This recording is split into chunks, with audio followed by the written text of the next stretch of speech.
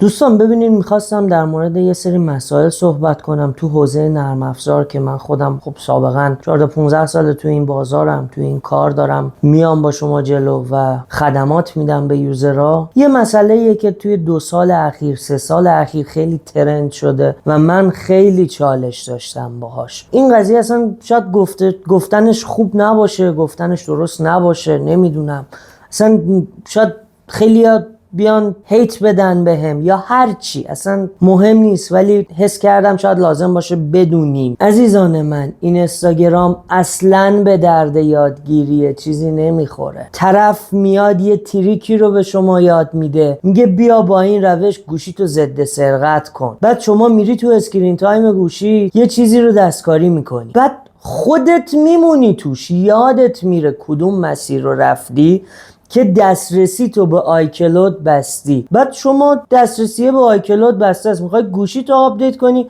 یه فایند مای نمیتونی خاموش. ویدیو طرف چجوری شروع میشه؟ اول از همه با یه سکانس جنجالی شروع میشه، میاد گوشی رو میندازه پایین. آقا ولمون کنین دیگه. من نمیدونم.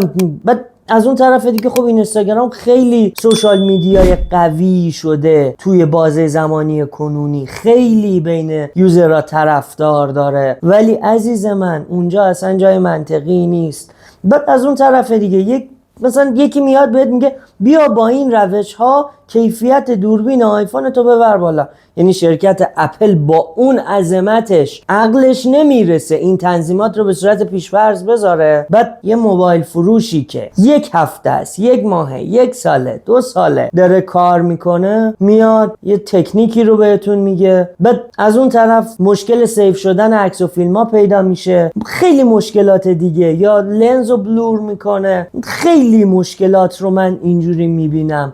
لطفاً و خواهش میکنم ازتون به این اینستاگرام خیلی بها ندین برای یاد گرفتن تیپس و تریکای گوشیتون، برای یاد گرفتن ترفندهای گوشیتون. کسی اگر وقت داشته باشه، اگر دانش داشته باشه، نمیاد توی این اینستاگرام برای شما تولید و محتوا کنه. اون میاد یه سری چیزا رو میسازه که شما ببینی، در نهایت یا مشتریش بشی یا طرف پیجش که میاد بالا تبلیغ بگیره. من توی اینستاگرام یکی از پستایی که دیدم این اواخر میگفتش که بیا من برات باتری آیفون اصلی نصب میکنم.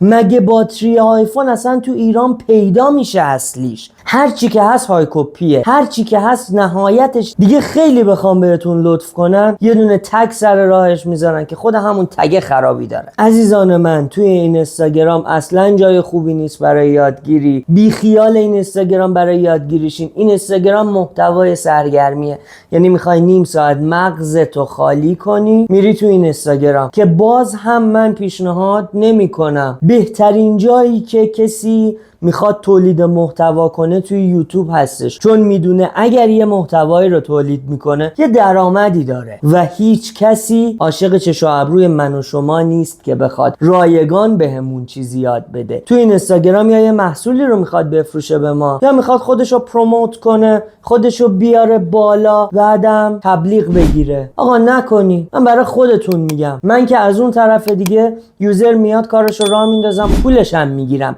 برام واقعا مهم نیست. فقط خودتون اذیت میشین. من برای خودتون میگم. مرسی که تا پایان ویدیو همراه هم بودین. خوب باشین.